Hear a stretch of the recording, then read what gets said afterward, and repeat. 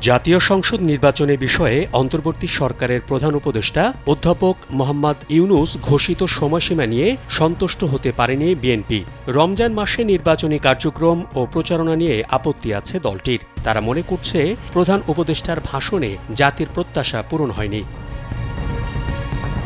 BNP বারবার ডিসেম্বরের মধ্যে নির্বাচন আয়োজনের কথা বলে আসছে, যদিও প্রধান উপদেষ্টার ঘোষণার পর দলটি এখনও পরবর্তী করণীয় ঠিক করেনি। ঈদের ছুটি শেষে দলীয় ফোরামে এবং যুগপৎ আন্দোলনের শরিক ও সমমনা রাজনৈতিক দলের সঙ্গে আলোচনা করে এ বিষয়ে পরবর্তী করণীয় ঠিক করবে বলে দলীয় সূত্রে জানা গেছে।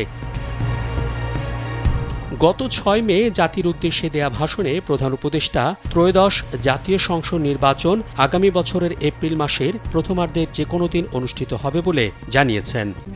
RICL TMX, যুগের পর যুগ স্থাপনা থাকে মজবুত।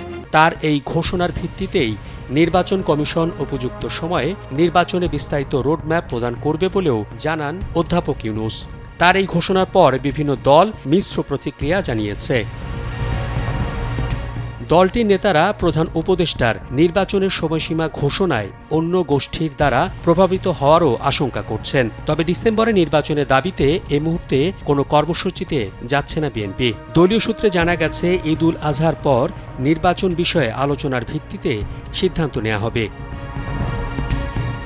বিএনপির স্থায়ী কমিটির সদস্য সালাউদ্দিন আহমেদ প্রধান উপদেষ্টার ভাষণের তাৎক্ষণিক প্রতিক্রিয়ায় জানান, যুগপৎ আন্দোলনের শরিক ও সমমনা রাজনৈতিক দলের সঙ্গে আলোচনা করে পরবর্তী করণীয় ঠিক করা হবে।